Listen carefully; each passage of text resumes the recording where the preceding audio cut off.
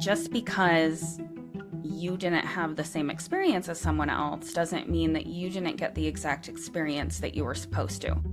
We always leave meditation with something. Even if you do a meditation and that day you do not want to meditate and you listen to a guided meditation and you're actually just angry the entire time, which I've been there. And you're just angry. You're like, I have other things to be doing. I don't want to do this. You're just mad. You are still, even if I come out of the meditation and it's just a really bad week or something and I'm still mad, I know that on some energetic component, I got something out of it. So I always know meditation is never a waste of time or like setting out to work with your guides or your highest self. So first, people need to understand that. Second, the way to visualize things is going to be different for everyone. And I think that's prevalent in the Axis Mundi. Why else would all of these different cultures have this?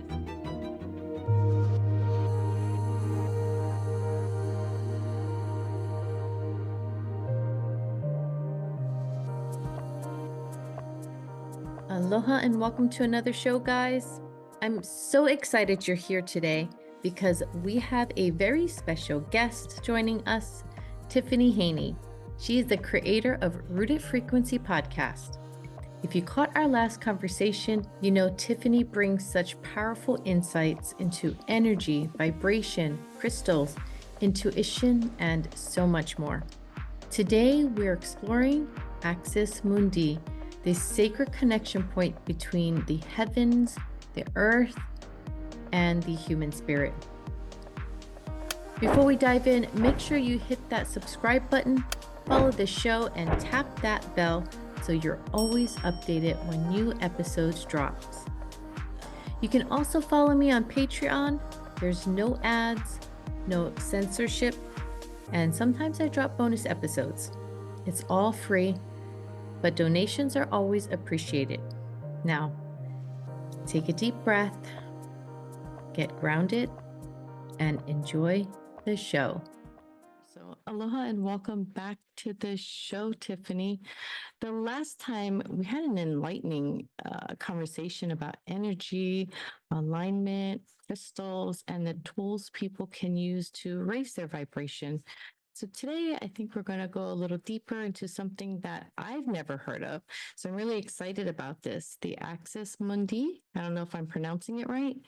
I think it's also known as like the physical and spiritual bridge. I guess a physical bridge between the two and a center point between heaven and earth. That's what I read, but I'm not sure. So I'm really looking forward to hearing your take on it.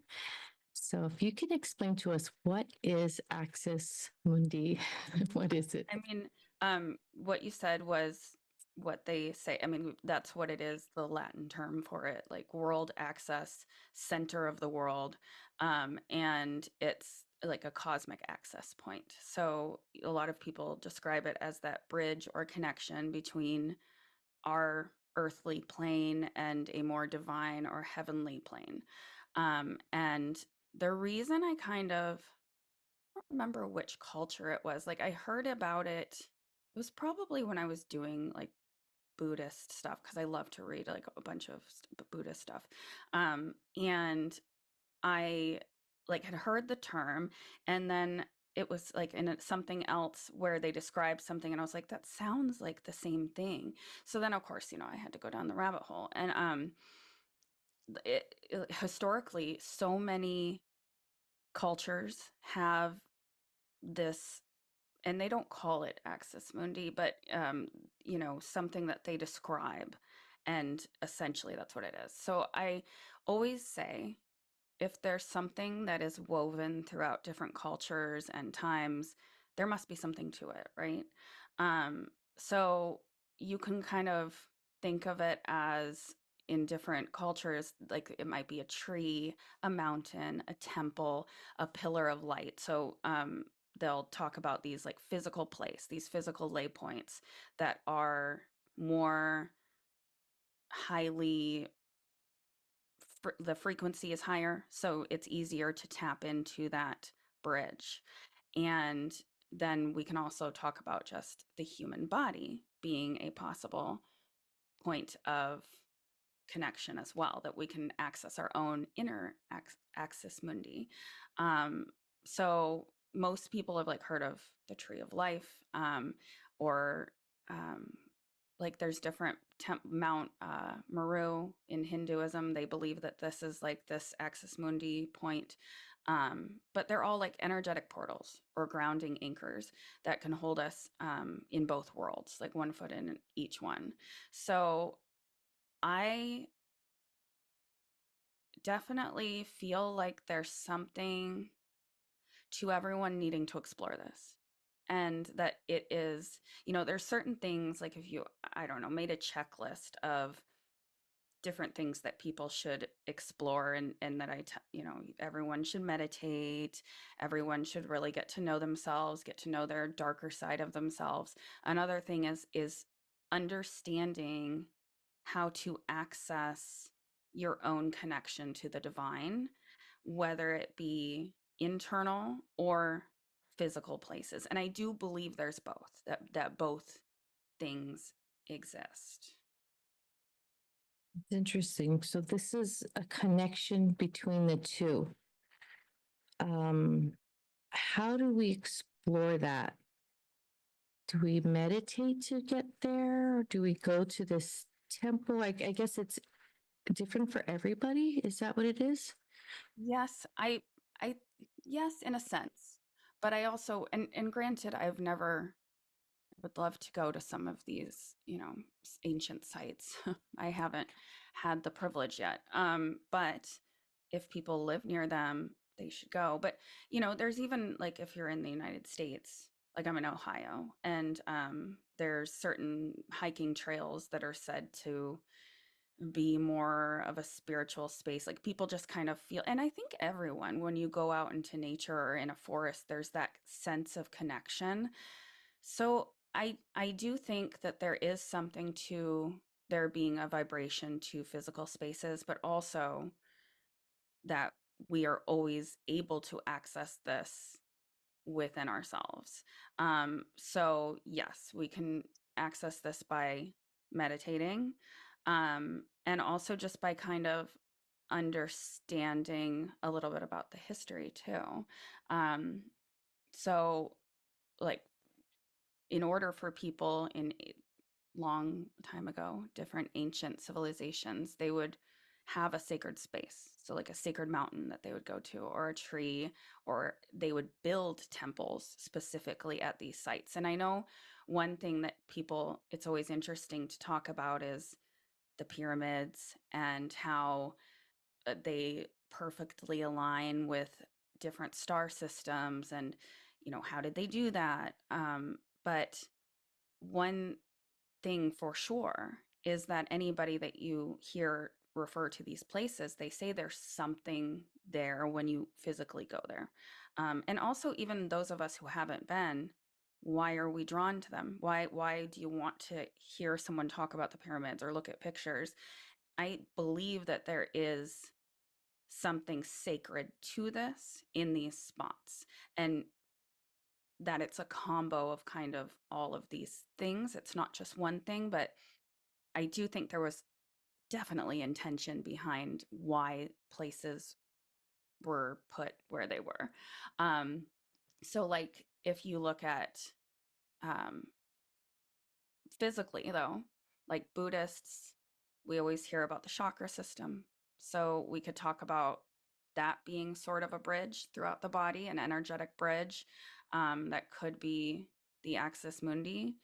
And then if you go into like religion, so like Christians who believe in Jesus, they kind of see Jesus as a bridge to, so it's like a person who's a bridge between us and God. So there's a lot of different ways to look at it, and explore. Okay. So it's not a religion. It seems like any religion can do this, and different cultures may call this different, but it's the same thing, like you were saying. Do you know the history behind Axis Mundi? Yeah, well, I mean, not a whole lot, but yeah, I'll touch on like what I do know. I'm definitely not an expert by any means, but there's a lot of shamanic roots in this. So one thing that's very interesting is that shamans are said to, the way that they heal is that they get into these kind of deep meditations and they access the Axis Mundi, and that is where they're able to kind of pull these divine healing properties in order to magically heal people. So, like in that space, that you could shrink a tumor and make that disappear, or that a shaman could go to that space for information, like finding out where a missing person is. And that in this space, they say that all time and no time exists, and all space and no space. Um, and so it's like this access point that serves as like a kind of like a central, I kind of think of it, it's so hard to explain, like this like pole, like an energy pole, right? And that in this, they were able to go to this space and kind of pull from this energy. And that's what in my head I kind of see weaved throughout. But then we could also look at, like I said, Buddhism and the sacred sites that are in like India. So, and well, Hinduism. So, like Mount Meru, like I mentioned, in India, Mount Kailash in Tibet, those are speculated to be points of Axis Mundi. Um, and also, people say, like, when you get up these points, that there actually is a reason and closeness to the heavens from the earth, or at least they said that. And then Chinese civilization, they believed that in Mount Kunlun, which is regarded in Taoism as the mountain in the middle of the world. So a lot of these trace back to mountain points that they would so they would think of it like physically getting as high as you possibly can, close, physically close to, in proximity, and then going internal. Also, trees, like I said, were a big thing. So, like Norse cosmology, they said you could connect to different worlds by a massive ash tree, which I always, it's Yggdrasil. And I know, like, if anybody else, you know, is listening and they know that stuff, they're like, oh, she butchered that. I don't know. It's hard to say Norse stuff. So, but they would say that that was like their Axis Mundi. Also in like Kabbalah, they have, you know, their version of tree too. So trees, mountains, but then if we look at um, more like current spiritualism, we can see that it's more of an internal thing described for us. So like Eckhart Tolle, which a lot of people talk about him, he did describe the Axis Mundi as a vertical dimension. And he explained that people were accustomed to living in a horizontal plane. Um, when we kind of, and basically what he's saying is the horizontal plane is the 3D, because he was saying like when you watch the news or you go to your day-to-day job, but then there's a point where we can get with this vertical access, and it's an internal home with all of us, within all of us. So I do like that aspect of the eternal home, um, and that it's like this point. So he explained it that you enter the vertical dimension and you become present. And when you're present, that the stream of thinking, your normal stream of thinking, is more replaced with simply awareness, which is just what we talk about all the time with being mindful, right? So with meditation. So essentially, when you're in that deep space of meditation, and you feel that sense of connection to everything and everyone. I think that's what he was describing, so this point, and like how he describes it as a vertical axis, I see this metal sort of iron pole, that I can kind of see as this almost like electricity that's being pulled into it, and changes the frequency. So that's like how my brain does it. And so I think that is important to visualize these things because they are so abstract. So in all of my mentoring that I've always done, anything that we work on, I encourage people to have some sort of sense of like, what does your highest self look like? What do your guides look like? It doesn't have to be correct, um, or when you manifest, where in your body do you feel manifestation? When you picture your new job, where in your body does the excitement reside? When you're weighing a decision, is it coming from like gut or heart? So same thing, and it's understanding our own energy. And I think that's how you manifest, that's how you manipulate, that's how you control. So the Axis Mundi is simply that divine God connection. And it is always internal. But I think that people have found ways to magnify that via physical points. That's awesome. So, do you think crystals or and maybe sacred objects enhance that connection to this Axis Mundi? 100%. Yeah, crystals always are able to amplify. Like I always tell everyone, crystals are not going to cure everything. They're not going to solve all your problems, but they do have energy, and everything comes down to energy. It just does.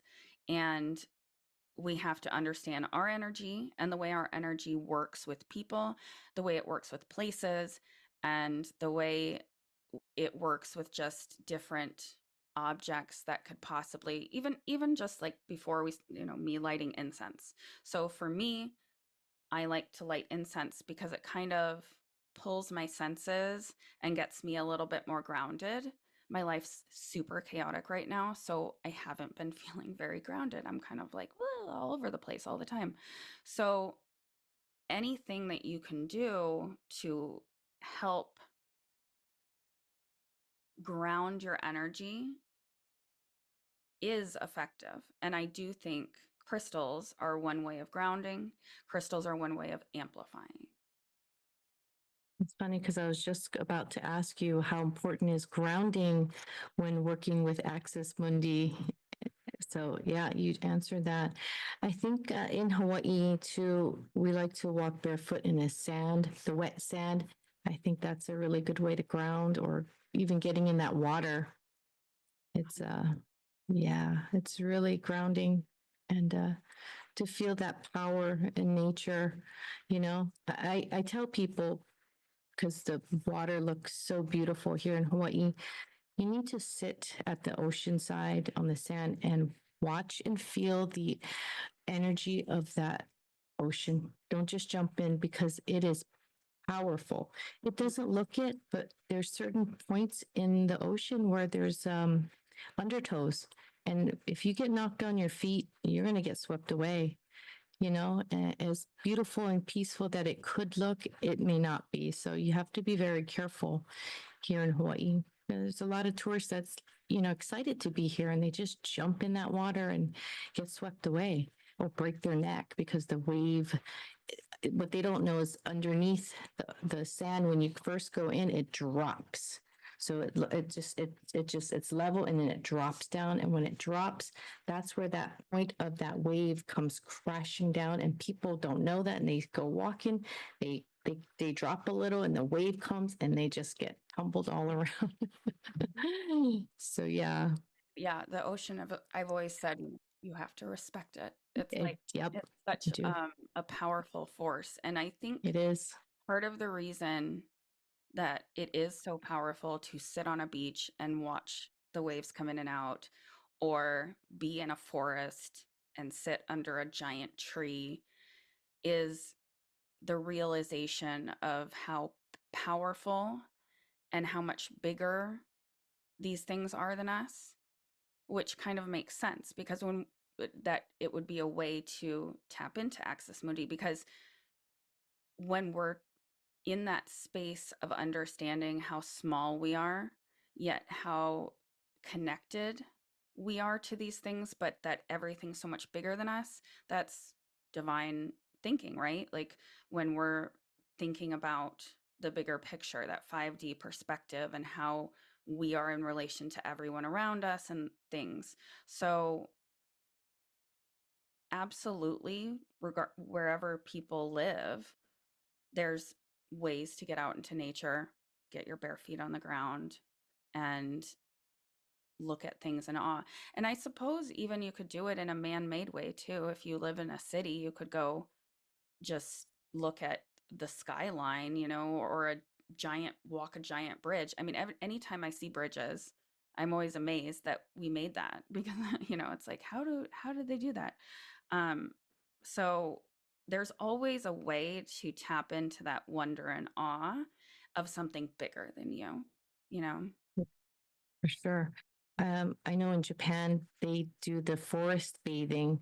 It's not the city in Japan is very huge, and they may have a just small little area where they have a little forest, a bamboo forest or something. And yeah, it's called Shinrin Yoku, is forest My bathing. employees was certified in that, and Nice. planned to incorporate that at some point, but now we're in this transition phase, so we'll see. But Yeah. I'm sure she's gonna find a way to do that. But it is becoming more well known, as people explore more and more of these concepts, because the world is insane and we have to do these things now. I think people understand that you can't just go get medicated anymore just to numb it.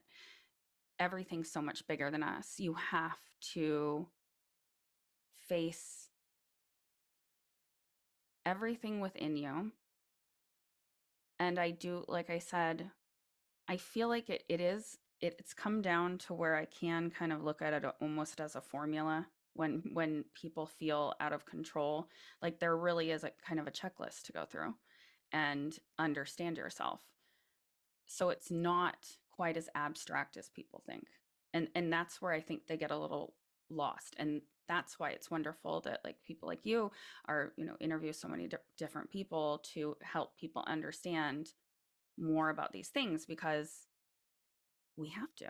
Like it's just it's our job on earth. Absolutely. Can connecting with the Axis Mundi assist with manifestation or healing? Yeah, and I mean one of the biggest ways is like that shamanic, which is a whole interesting topic in and of itself, essentially going to a different world to heal, or to manifest or find out answers. And while all of us can't be a shaman because you have to have like a calling to go down that route, um, I think there's different ways for all of us to do that. And essentially, again, we're all kind of accessing the same thing. Um, Through meditation, we can get to a grounded place where we feel that divine connection. And some people can do that more through connecting with their highest self, connecting with your angels. Those are great ways to kind of think about working with archangels. That would be a Axis Mundi. They would be a bridge between you and the divine.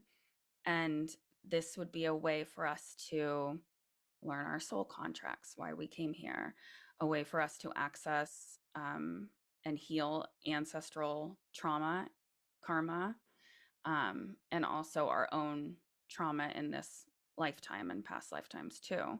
But manifestation goes right along with that, especially depending on your type of manifestation you want to do. If you want, like, especially like quantum timeline jumping, because you're tapping into those different timelines, you need to get to this space of connection and understanding how to plug in, kind of. So it is a different frequency than the divine frequency, but same concept. Same thing with like accessing our Akashic records. So it's like, once you can understand your own internal Axis Mundi point, that it's almost like all these little tethers that you can send out depending on what you want to work on. Whether you want to tap into plugging into the divine, whether you want to go to the Akashic records, access your trauma, just meditate and practice visualization. These are all like extensions kind of this bridge that we find internally. That's awesome. I did this twice when I went to Mexico. I had this experience with a shaman where you sit in like a dome, a little dome, and he makes it really hot. It's called Temazcal. I'm sure I'm butchering it, but you sit in this dome. He burns these certain wood in the center, and you sit there. Either first experience was just me and my husband, second experience was me and my husband and another couple, and the shaman will sit there and he takes you back to when you were in the womb of your mother. And so that represents the dome as being in the womb. Every step you take, he heats this um, fire up hotter. So it gets hotter and hotter and hotter. And he covers the front of the opening. You have to crawl to get in it. This little tiny dome. You can't stand in it. You have to kind of hunch. But you're sitting, and he covers it up and he starts to beat this drum. Boom, boom, boom, boom.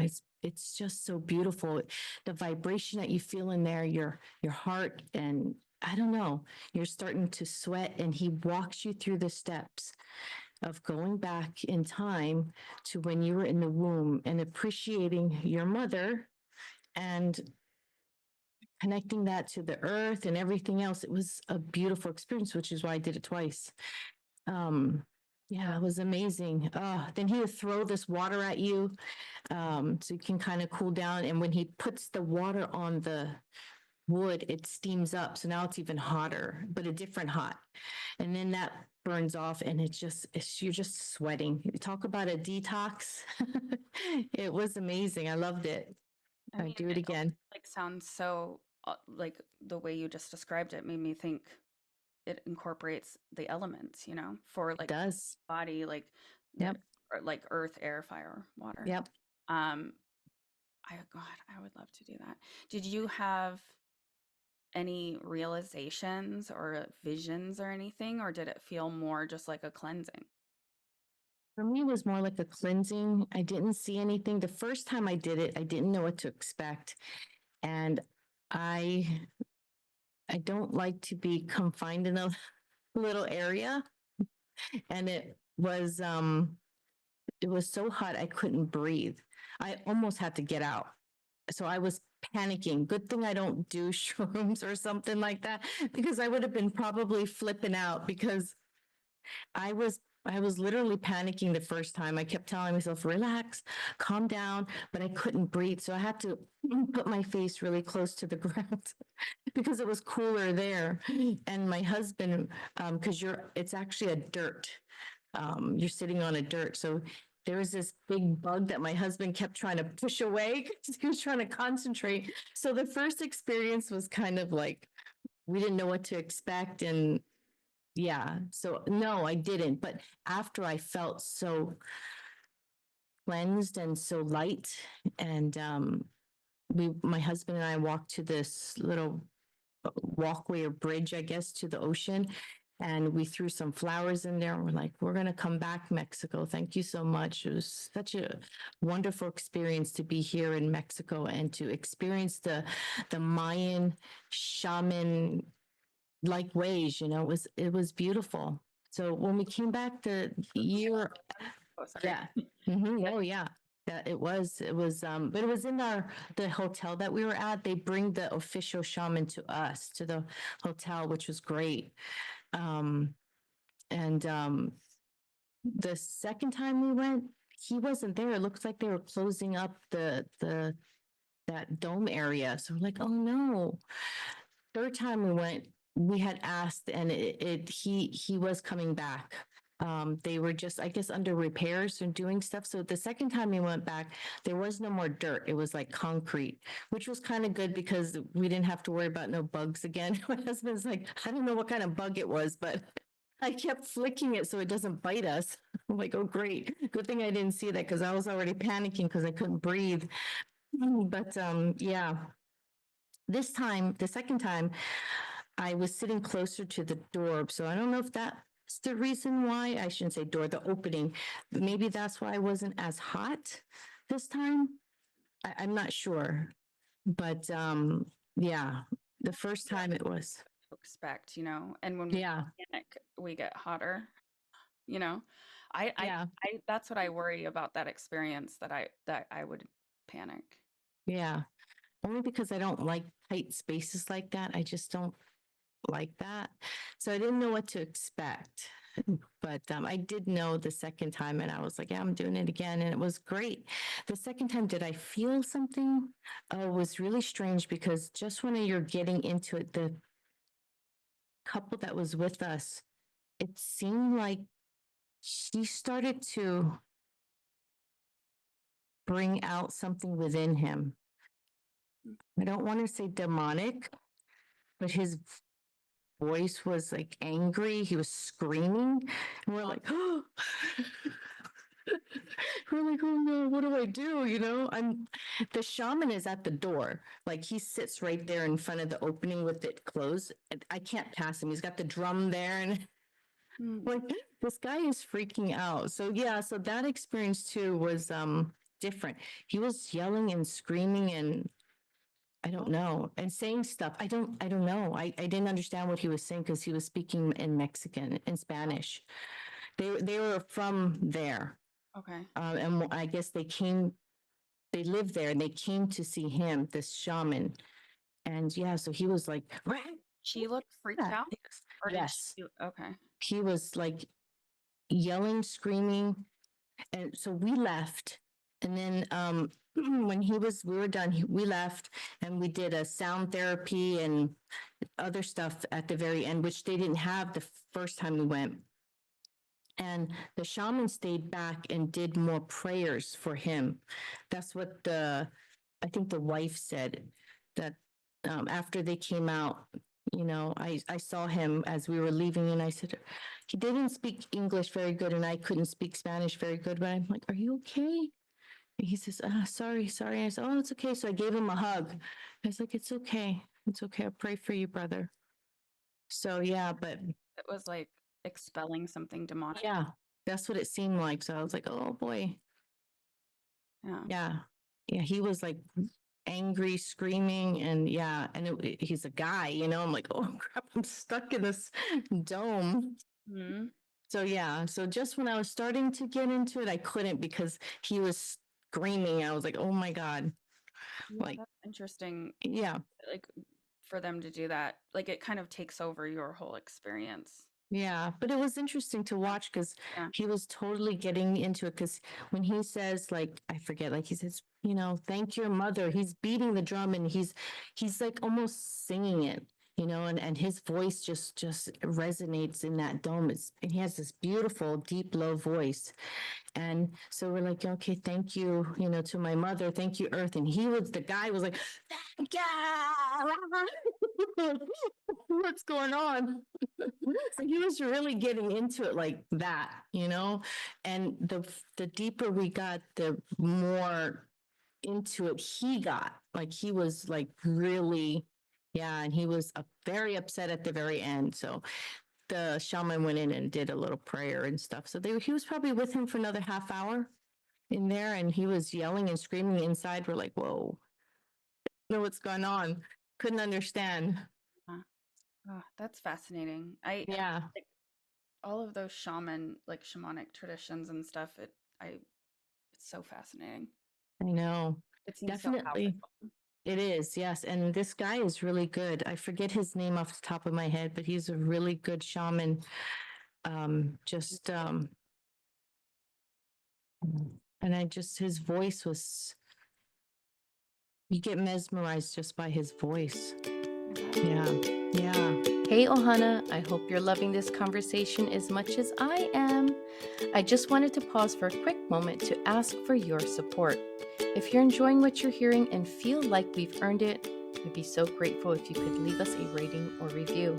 Your honest feedback really helps us grow and reach more people who love exploring these fascinating topics. And if you think this episode would resonate with someone you know, don't forget to share it with them. Mahalo nui loa for being part of our journey. Now, back to the show. How do you personally work with this Axis Mundi in your daily life or practice? I don't know if I think of it specific, like I don't set out to specifically, it's not like I'm doing a meditation to work with my Axis Mundi, but just more something that like understanding the concept, you understand what you do that already works with that. Um, because I work with my highest self all the time with my guidance or my readings or healing. And I very much feel like my highest self, I guess, is my Axis Mundi, because if I think of it like, my highest self is my bridge to that divine power that I can access, that everyone can access. And it's simply different for everyone.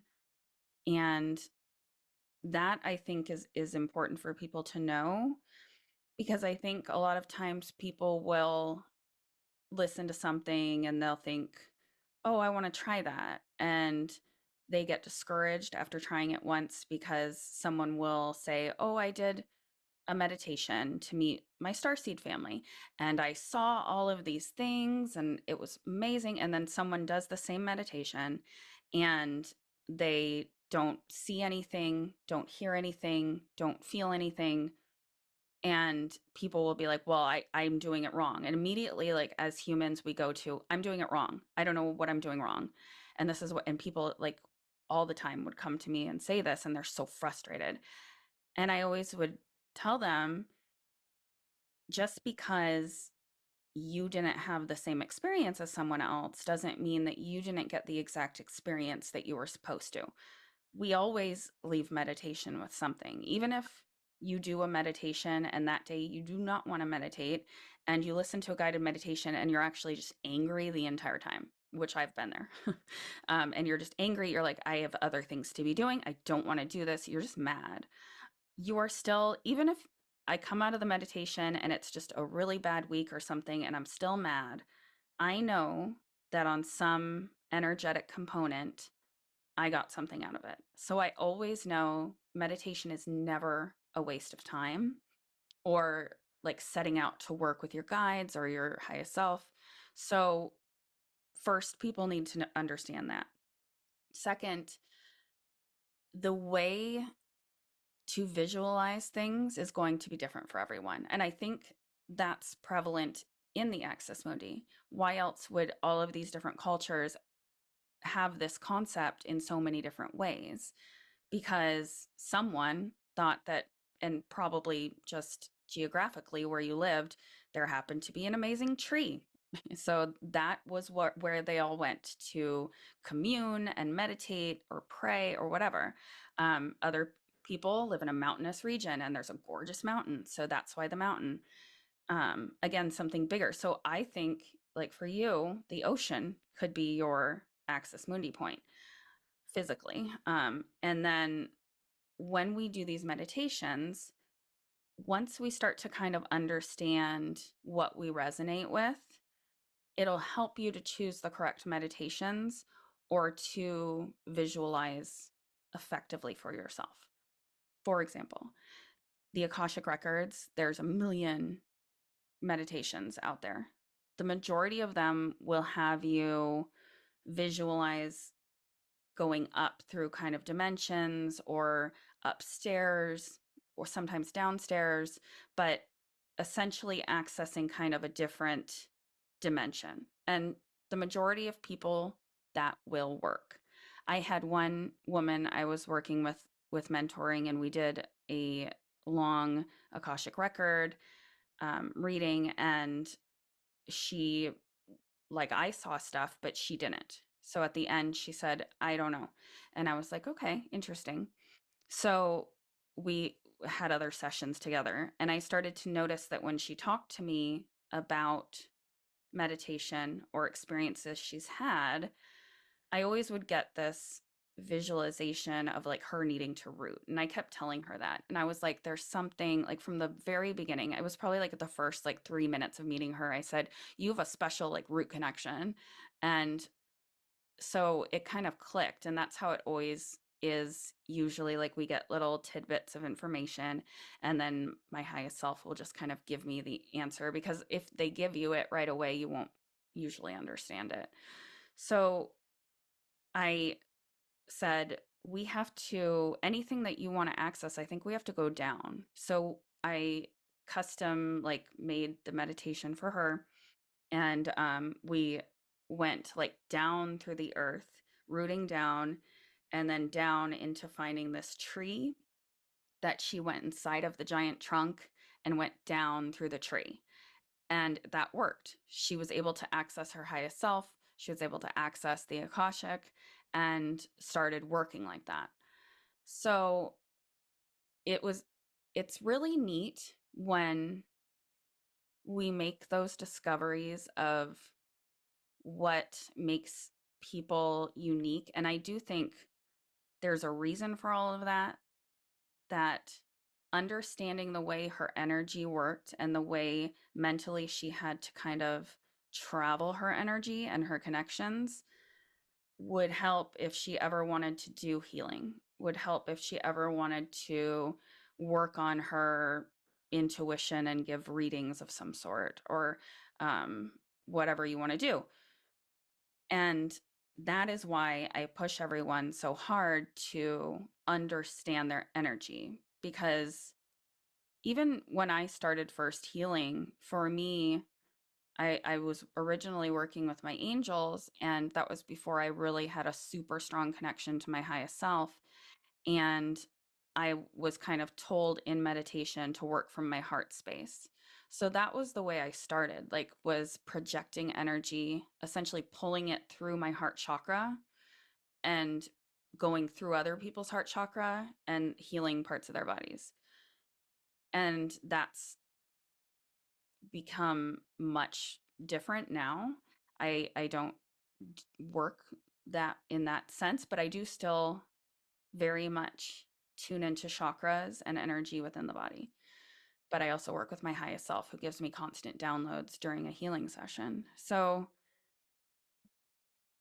if people want to start working with Axis Mundi or anything else that they hear on these podcasts, I think it's important to understand that this is simply information for you to continue to learn and continue to question things.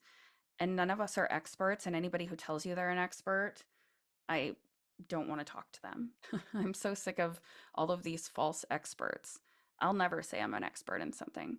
Um, I think we're constantly meant to be students and evolving and growing, because if once you become an expert, you're essentially saying that you don't need to grow anymore in that area. And that to me is ridiculous, because I think nothing isn't possible. You know, I think there's no limit to how far we can go, you know? So just keep at it, basically, you know, and don't get frustrated if you think you got quote unquote nothing out of your experience. Yeah, exactly.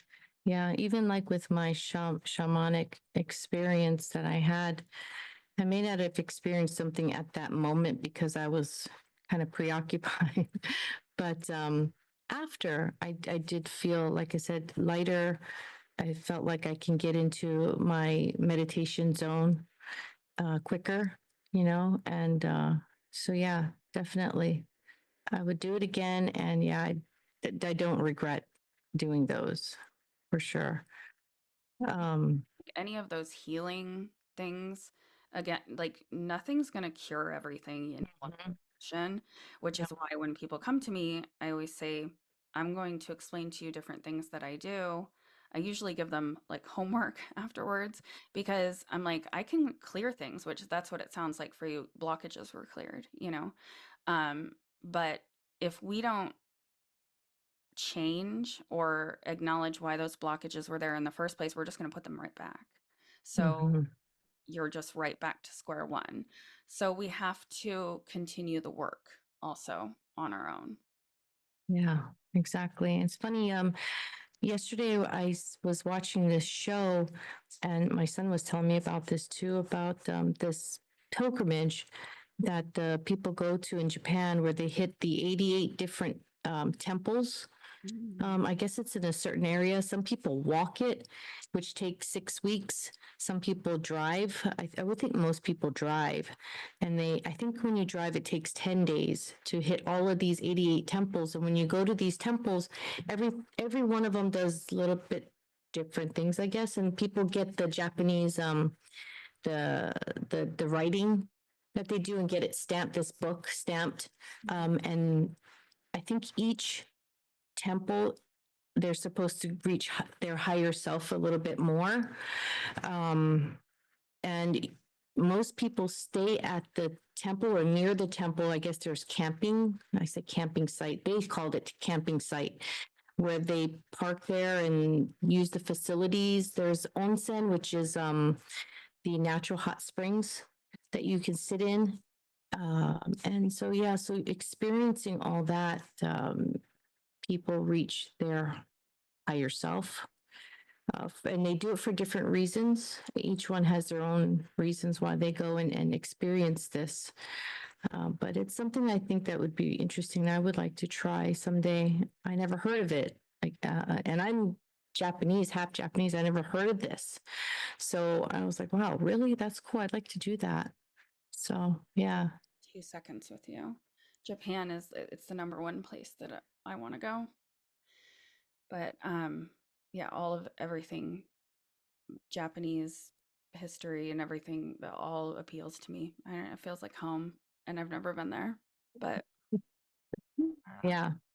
Yeah. It's an amazing country, even though it's so crazy busy in the city, there's still a little temple to the side or a little something that takes you away from the city. You don't see it. You don't see the city. You don't feel that when you're at that temple or at this specific site. Yeah, it's amazing. I got tired of seeing temples. So I told my husband, I see temples so much, or I'm done with temples for a while. But yes. Yeah.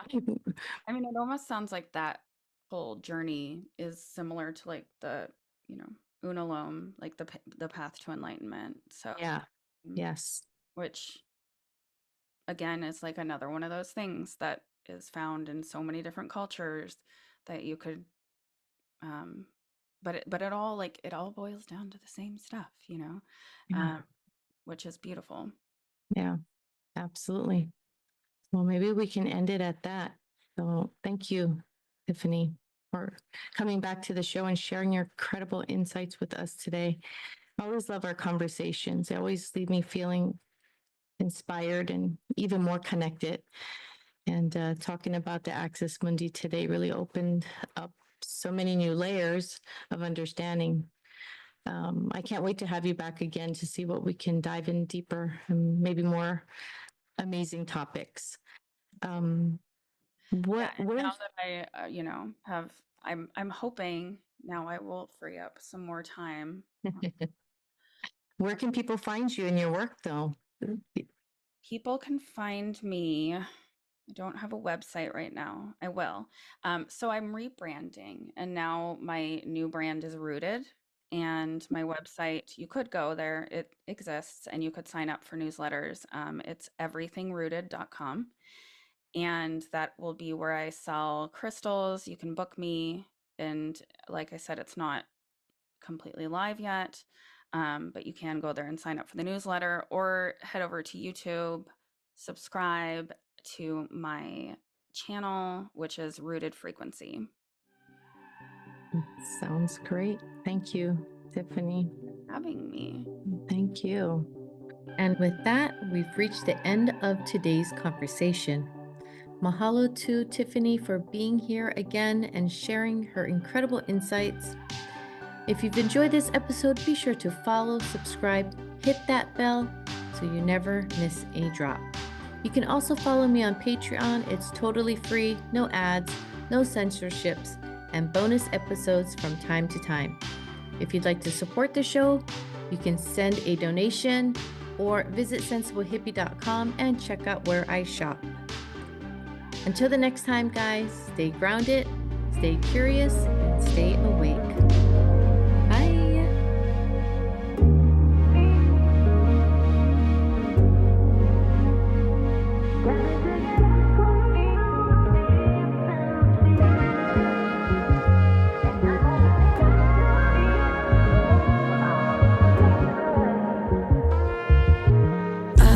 Swung too far, I can't focus. You say who you are, and I've noticed. If I fall apart, could you hold this? You got me digging way too deep in the feelings, and I'm over here looking for all the reasons. So if you're gonna stick around, and if you plan to hold me down, be patient, 'cause